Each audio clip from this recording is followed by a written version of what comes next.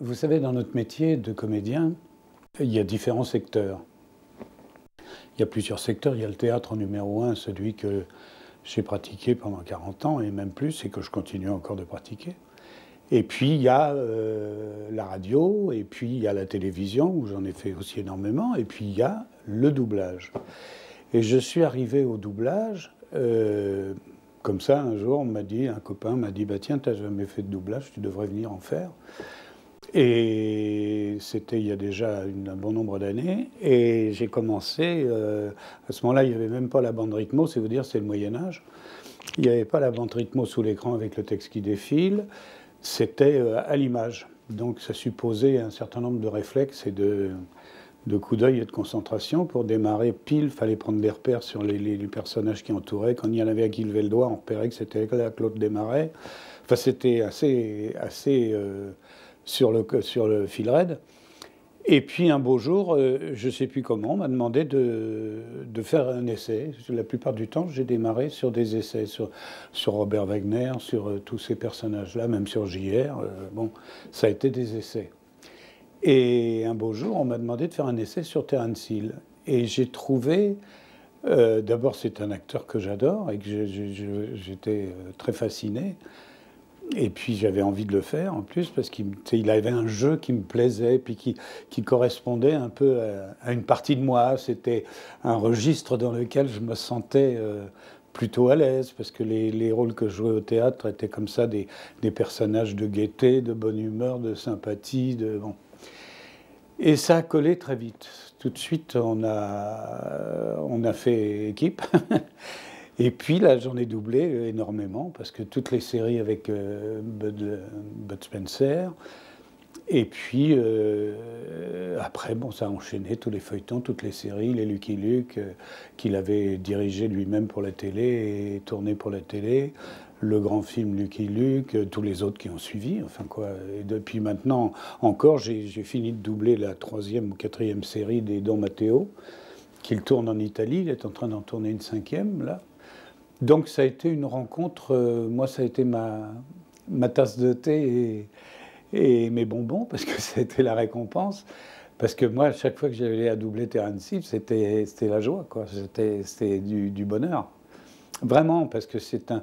Et j'ai été heureux d'avoir la confirmation que c'était, je m'en doutais en le voyant, parce qu'on ne peut pas tricher, qu'il est un garçon adorable et formidable, et d'une gentillesse et d'une chaleur extraordinaire, parce que quand on a doublé les Don Matteo, il y a un personnage qui est la petite bonne du curé, qui est tourné par une Française qui vit en Italie depuis 20 ans, ou je ne sais pas quoi, donc qui parle italien couramment. Et elle est venue se doubler dans les séries qu'on a faites en français. Et elle m'a dit, oh là là, il sait que c'est vous, il y a longtemps, il sait que c'est vous qui le doublez, il voudrait absolument vous rencontrer, vous connaître, il faut que vous veniez sur le tournage en Italie, absolument le voir, il est adorable, c'est un garçon épatant, charmant, merveilleux, enfin bon. Je suis Bastiano Coimbra della Coronilla. Y Acevedo. Voilà, et voici mon cousin Antonio. Tony, viens donc saluer cet agent qui est si gentil. Mais finalement, je n'ai jamais eu l'occasion de le rencontrer. Et vraiment, j'en ai très envie parce qu'il m'accroche beaucoup, ce garçon. Non seulement comme acteur, mais comme homme, il dégage une telle sympathie. Je t'ai pas fait mal. Ah. Mais c'est qu'il est vilain.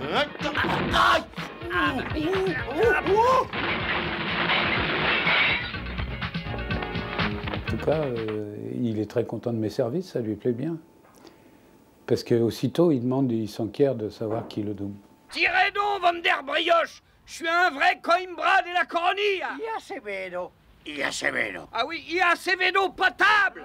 Vous savez, sur les Terence Hill, il y a eu un garçon, évidemment, avec qui j'ai énormément travaillé, c'était Claude Bertrand, qui doublait Bud Spencer, et qui l'a doublé sur tous les films de Bud Spencer. On adorait travailler ensemble parce qu'on s'aimait beaucoup. Et les jours où on doublait Spencer et Hill, on déjeunait toujours tous les deux, c'était le rendez-vous. Alors on essayait, aujourd'hui on va aller là, c'était la récompense, on était tous les deux, sans faire de gueuleton bien entendu, parce qu'on travaille. Mais c'était toujours des moments privilégiés et Claude a été jusqu'à la fin de sa vie un compagnon et un ami très fidèle et très cher.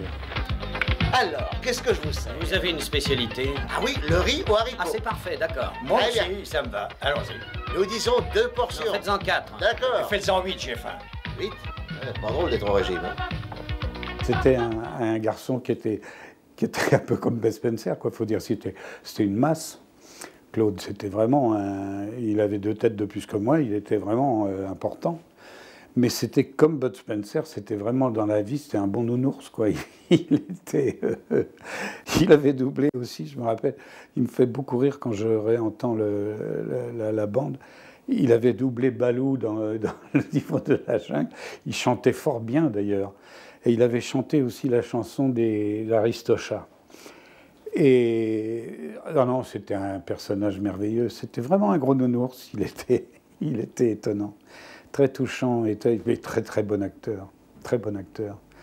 Parce que ça a l'air de rien, mais dans ce genre de film qui quelquefois, parce que la comédie, on traite toujours ça un petit peu en film B ou C, en fait, c'est pas facile.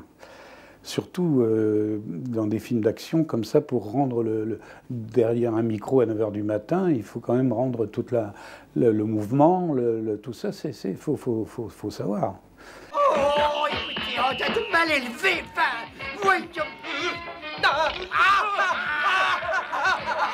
Ah, le méchant. Moi, j'ai toujours vu à l'intérieur de ces films, d'abord très bien fait, remarquablement bien mis en scène, et puis jouer avec même tous les personnages secondaires. C'est là où on voit si les films sont bons, c'est quand les castings ont cette perfection-là, dans les moindres petits rôles. Et c'est vrai que c'est très bien fait, les histoires sont bonnes. Et je me rappelle d'un, moi, qui m'avait beaucoup amusé avec Claude Bertrand, ça nous avait aussi beaucoup amusé. C'était ceux où ils jouaient leurs propres jumeaux. Alors ça me la coupe. Je suis beurré ou quoi? Êtes-vous content, messieurs? Je dois reconnaître que l'aspect extérieur est parfait. Êtes-vous de cet avis, mon cher cousin? Ils sont ahurissants, mais peut-être rien primitif. En êtes-vous d'accord? C'était irrésistible, ce film, c'était merveilleux.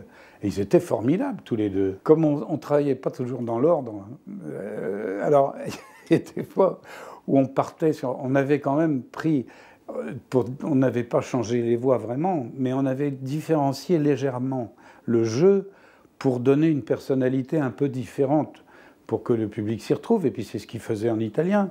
Et alors il y avait des moments où on partait sur un truc, on dit « Ah non, c'est pas ceux-là, c'est les vrais ». Alors, il y a eu des fous rires, mais oniriques, c'était extraordinaire. On s'est bien marré à faire ça. Ah ouais, c'était très drôle. Ah ouais, on doit servir d'apport, c'est ça, pendant 8 jours. C'est ça, oui, après quoi nous pourrons rentrer à Rio à temps pour signer tous deux un certain contrat. Et bien sûr, ce contrat flanque des cauchemars, hein, mec, c'est ça? Eh oui, d'accord, et ce mec paierait n'importe quoi pour vous empêcher de signer. Très bien raisonné. En même temps, c'est ça qui était bien, c'est qu'on était au spectacle, quoi. Spectateur privilégié, parce qu'à ce moment-là, on travaillait en boucle, et donc on voyait la scène passer 4 ou 5 fois, donc on pouvait repérer chaque truc, chaque même petit défaut dans un coin, une pointe de micro qui passait, ou... voilà. Ah non, c'était Terence, ça a été le bonheur, quoi. Oh, je comprends. Oui, comme ça, l'ennemi ne saura pas que nous sommes 4 ici, c'est ça? Voilà. Allez, secouez-vous assez papoter. Oui. Tout ça montre bien qu'en fait, mon sosie, il est moins con que le tien, hein. C'était la récréation, quand j'avais à doubler Terence Hill, et parallèlement, je faisais JR aussi, à ce moment-là.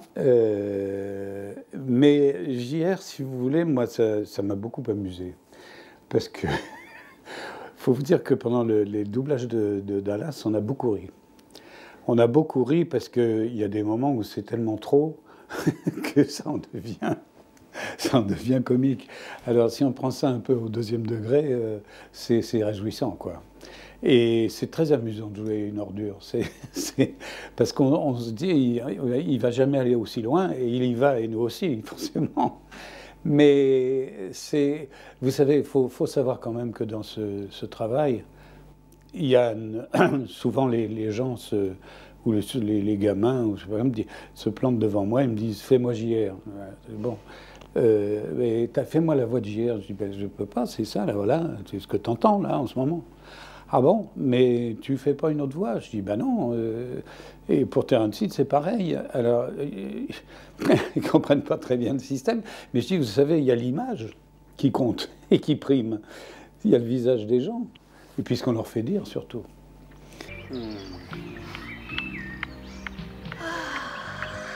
Qu'est-ce qu'il y a? Vous avez un malaise? Ah, mon amant platonique.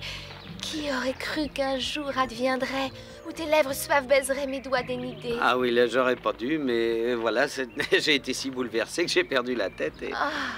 Il y a eu une époque où les versions françaises, ils avaient le temps de travailler les auteurs et ils cherchaient plus à faire de l'adaptation. Et maintenant, les conditions de travail et les rythmes imposés parce qu'on ne veut pas dépasser tant d'heures sur l'enregistrement, etc. Les chaînes pleurent misère, et donc il faut que ça aille vite. On fait un peu de l'abattage, quoi. Il faut bien dire qu'avant, on prenait 2 jours pour faire un Don Matteo au début de la série. Là, la dernière série que j'ai faite, on en faisait 2 par jour, le matin et l'après-midi. Bon, alors c'est évident que les traducteurs, c'est pareil. Ils n'ont pas le temps non plus, on ne leur donne plus le nombre de jours pour... alors, ils font le mieux possible. Surtout, ils traduisent très bien l'italien en général. Et il y a de très bons auteurs qui traduisent. Les textes de Don Matteo sont très très bons. Mais ce n'est pas toujours le cas. Puis il y a certaines séries qui sont un peu sacrifiées aussi, il faut bien le dire. Mais c'est vrai que moi, ça fait des années que je le dis, et je crois que les événements m'ont toujours donné raison. C'est que la qualité du doublage... c'est en grande partie le texte. En grande partie le texte. Parce que les acteurs, en général, ils sont bons. Il n'y a pas de raison qu'ils soient mauvais, parce qu'on n'est pas mauvais en France, en ensemble.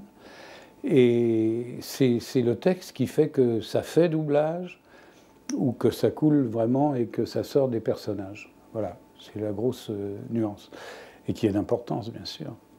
Mon cher cousin, j'ai décidé de faire de la boxe, c'est bien comme sport. Ah oui, j'ai une idée aussi, moi, j'abandonne le régime, j'ai trop faim.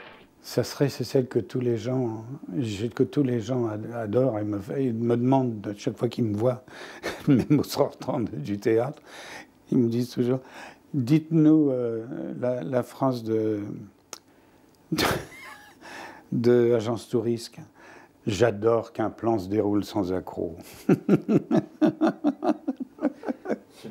Il paraît que c'est pour beaucoup de gens la réplique culte.